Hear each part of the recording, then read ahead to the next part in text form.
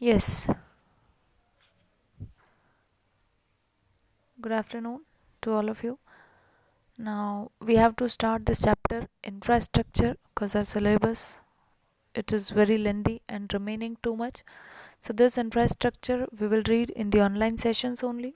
If you have any doubt then we can clear it in the class. So what is infrastructure? Infrastructure basic facilities या फिर वो सारी activities या फिर सारी सर्विसेज जो ज़रूरी है किस लिए for different kinds of services in the economy. ये एक्टिविटीज़ ऐसी एक्टिविटीज़ है या फिर ऐसी सर्विसेज है जो दूसरी एक्टिविटीज़ को या फिर दूसरी सर्विसेज को फैसिलिटेट करेंगी. For example, let me be more clear. Infrastructure will include road, railways, ports, airports, as the examples are given on the screen, dam, power stations, coal, gas, pipelines, telecommunication facilities.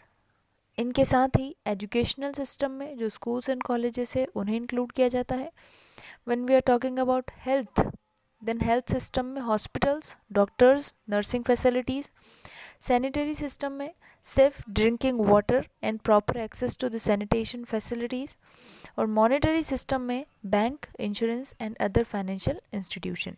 तो जब हम इन सभी की बात करते हैं जो डिफरेंट फैसिलिटीज़ हैं या फिर डिफरेंट सर्विसेज हैं, इन सभी को ही क्या कहा जाता है कुल मिलाकर इंफ्रास्ट्रक्चर, क्योंकि ये इकोनॉमिक लाइफ को बेटर बनाने में, स्टैंडर्ड ऑफ लाइफ को इम्प्रूव करने में हेल्प आउट करता है.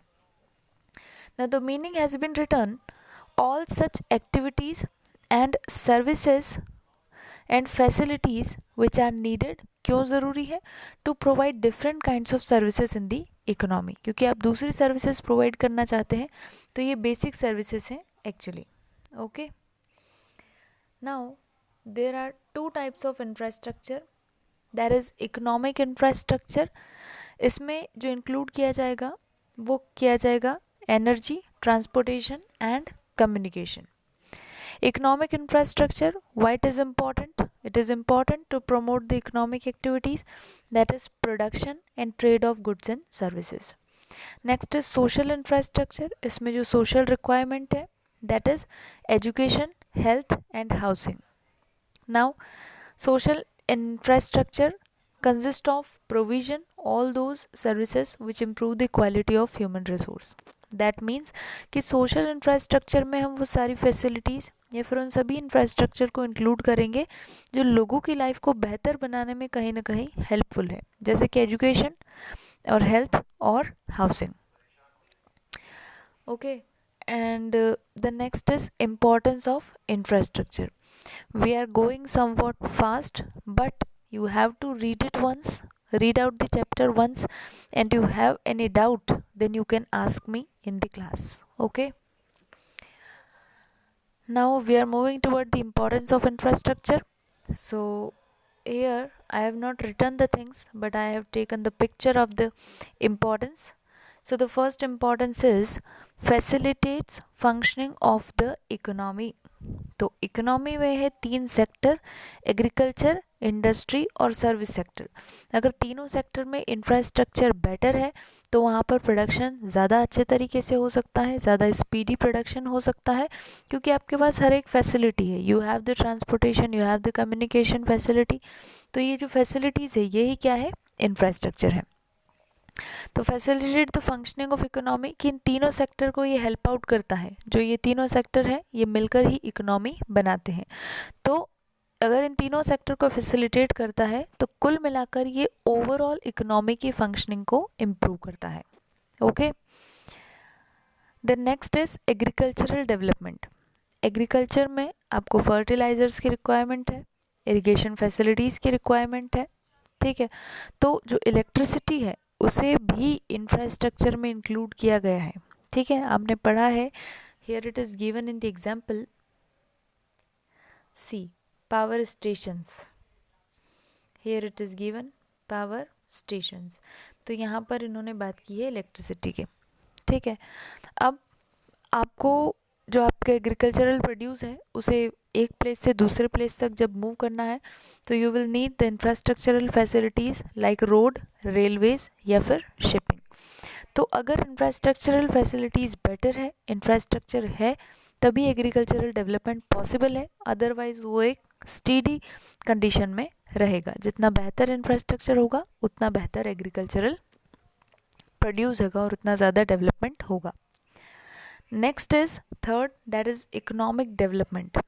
इकोनॉमिक डेवलपमेंट में क्या इंक्लूड किया गया है, जो ओवरऑल इकोनॉमी है उसे ही बताया गया है, ठीक है। नाउ दे आर सेइंग कि इंफ्रास्ट्रक्चर का डेवलपमेंट और इकोनॉमिक डेवलपमेंट दोनों एक साथ ही चलते हैं। जितना ज़्यादा इंफ्रास्ट्रक्चर उतना ज़्यादा ही economic development. Here they have mentioned the point, agriculture depends on the adequate expansion and development of irrigation facilities. Agriculture की अगर बात की जाए तो किस पर डिपेंड करता है वो, कि कितना ज़्यादा उसको आप एक्सपैंड कर सकते हैं। मतलब they are talking about the irrigation facilities, कि आपके पास इरिगेशन फैसिलिटीज़ या फिर इलेक्ट्रिसिटी कितनी अवेलेबल है, वाटर सप्लाई क्या आपके पास कंटिन्यूस वाटर सप्लाई है, तो उसके बेसिस पर एग्रीकल्चर डिपेंड करता है। और दूसरा है इंडस्ट्रियल प्रोग्रेस, तो वो डिपेंड करता है on the development of power and electricity again and transport and communication.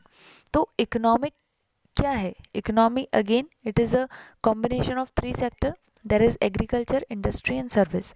Agriculture industry दोनों ही डिपेंड करते हैं इंफ्रास्ट्रक्चर पर, तो अगर ये दोनों डेवलप होंगे through the infrastructure then definitely economy भी डेवलप करेगी। Fourth one is better quality of life, क्योंकि लोगों के पास अगर एक्सेस है to the safe drinking water then definitely they are less prone to fall ill, उन्हें बीमारियों का खतरा कम होगा। सैनिटेशन फैसिलिटीज़ हैं तो they are healthy, they will be healthy, I mean they will be less prone to the sickness. Then quality of transport and communication infrastructure, transport और communication अगर है तो they can affect access to health care, ठीक है। अब आपके पास health centre तो है बट कोई फैसिलिटी नहीं है कि आप उस हेल्थ सेंटर तक पहुंच सको, तो अगेन अगर दूसरे इंफ्रास्ट्रक्चर जैसे कि ट्रांसपोर्ट और कम्युनिकेशन ये अवेलेबल है तो आप हेल्थ केयर फैसिलिटीज़ को एक्सेस कर सकते हैं। Then fifth is provide employment. अब जैसा कि हमने ऐड किया है कि इंफ्रास्ट्रक्चर में हम रोड कंस्ट्रक्शन, रेलवे सभी को इंक्लूड करते हैं, तो जब रेलवेज़ की बात करते हैं तो उन्हें मेंटेनेंस के लिए एम्प्लॉयज़ चाहिए, रोड की बात करते हैं तो कंस्ट्रक्शन के लिए एम्प्लॉयज़ चाहिए। तो कुल मिलाकर जो इंफ्रास्ट्रक्चर है वो एम्प्लॉयमेंट अपॉर्चुनिटीज़ क्रिएट करेगा ओवरऑल इकोनॉमी में। And the sixth one is facilitates outsourcing.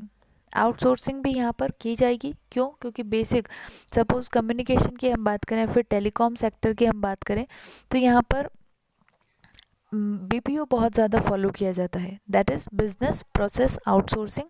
आप किसी दूसरे व्यक्ति को या फिर किसी भी मैनेजरियल एक्सपर्ट को या फिर टेलीकॉम सेक्टर के एक्सपर्ट को आउटसोर्स करते हैं, दैट इज़ हायर करते हैं on the contract basis and they will render the services in your organisation.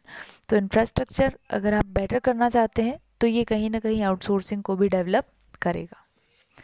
Okay, then state of infrastructure, read it once. I am leaving it right now because I just forgot to mention it on the slides.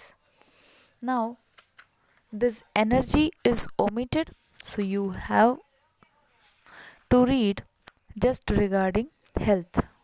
Okay, now what is health?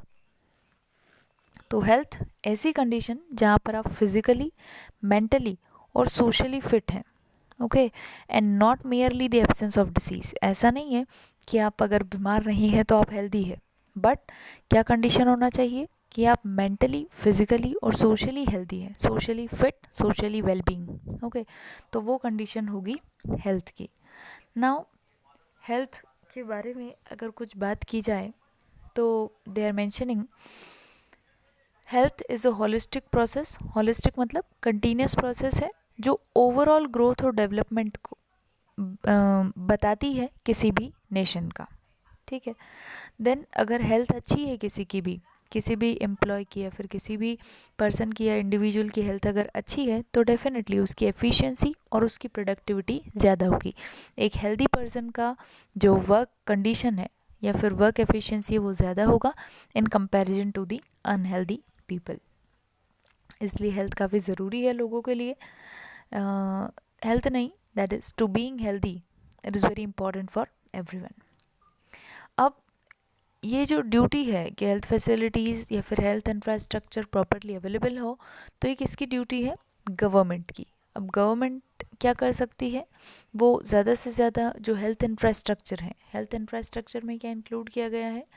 Here it is mention hospital, doctors, nurses, other paramedical professionals, bed, equipments required in hospitals and well developed pharmaceutical industry. तो government हर एक sector को अगर grow करे तो definitely health infrastructure improve होगा। Now second point that is here health status measures. अब health status measures कि हम हेल्थ स्टेटस या फिर किस तरह से मेजर करेंगे कि हेल्थ स्टेटस कैसा है। तो क्या मेजर्स है इसके? Life expectancy at birth, infant mortality rate, maternal mortality rate. Maternal mortality rate क्या होता है? Whenever a female give birth to a child, तो उसके बाद वो सर्वाइव कर पाती है या नहीं कर पाती है। If she is not surviving तो मैटरनल मोर्टेलिटी रेट को हाई कहा जाएगा, and if she is surviving तो उसे लो कहा जाएगा। Okay, maternal mortality rate. A female giving birth to a child, और उसके बाद if she is living then it is called as less maternal mortality rate. Okay, now nutrition level, ठीक है, इसे भी एक इंडिकेटर माना गया है। Mere presence of health infrastructure is not sufficient. अब एक और बात इन्होंने कही है कि केवल हेल्थ इंफ्रास्ट्रक्चर का होना ही ज़रूरी नहीं है, हर एक लोग की उस तक पहुँच हो, that is each and every person is able and affordable to access the health facilities and health infrastructure, तभी वो यूज़ का है, तभी वो काम का है, otherwise it is useless. Next is health status after independence. तो स्टेटस अगर देखा जाए हेल्थ का तो वैसे तो इम्प्रूव हुआ है इंडिपेंडेंस के बाद। कई सारे ऐसे इंस्टीट्यूशंस हैं, गवर्नमेंट जो है वो central council of health and family welfare के थ्रू हेल्थ इंफ्रास्ट्रक्चर को मेंटेन करके रखती है। तो इम्प्रूवमेंट तो है आफ्टर इंडिपेंडेंस, बट स्टिल अगर हम दूसरी कंट्रीज से कंपेयर करें, जैसे कि कोई भी डेवलप्ड कंट्री है, चाइना है या फिर यूएसए है या फिर रशिया है, तो इनके कंपैरिजन में जो रिज़ल्ट है या फिर इनके कंपैरिजन में जो हेल्थ स्टेटस है इंडिया का वो काफ़ी कम है। ठीक है, इट इज़ नॉट सेटिस्फैक्टरी, मतलब संतोषजनक नहीं है। यहाँ पर कई सारे इम्प्रूवमेंट, कई सारे इंक्रीमेंट अभी भी होने हैं। Expansion of public health infrastructure, ये नई हेडिंग है, but somehow I just forgot to make it in the bold. Okay, expansion of public health infrastructure। तो इसमें इन्होंने बात की है कि क्या इम्प्रूवमेंट किए गए हैं गवर्नमेंट के थ्रू, या फिर with the passage of time क्या डिफरेंट इम्प्रूवमेंट या फिर डेवलपमेंट किए गए हैं इन दी हेल्थ सेक्टर। तो पहला जो है वो ये है कि हर एक विलेज लेवल पर PHC ओपन किए गए हैं, that is primary health centre. Government ने हर एक गांव में या फिर हर एक विलेज लेवल पर ओपन करने की कोशिश की है। सेकेंड थिंग कि वॉलंटरी एजेंसीज़ हैं या कई सारे ऐसे प्राइवेट सेक्टर हैं, मतलब प्राइवेट सेक्टर में कई सारी ऐसी एजेंसीज़ हैं जो वॉलंटरीली इन हेल्थ सर्विसेज को प्रोवाइड करती है। और you have IED and in that the data is given कि सिंस इंडिपेंडेंस से लेकर अगर आज तक की बात करें, इन्होंने बात की है 2015 तक की, 2015, तो जो नंबर ऑफ हॉस्पिटल्स हैं, डिस्पेंसरीज़ हैं, नर्सिंग पर्सोनल्स हैं और एलोपैथिक डॉक्टर, तो इन सभी के नंबर इंक्रीज़ हुए हैं। जैसा कि यहाँ दिया है कि एलोपैथिक डॉक्टर का जो नंबर है वो 61,800 से कितना हो गया है, 9.2 लाख। ठीक है, तो ये डेटा मैं नहीं रीड आउट कर रही हूँ, because you people already know how to read this. उसके बाद है role of private sector. Again it is not mentioned over here, but still we are covering, क्योंकि इसमें डेटा है. You have to read it once and you have to learn it after all.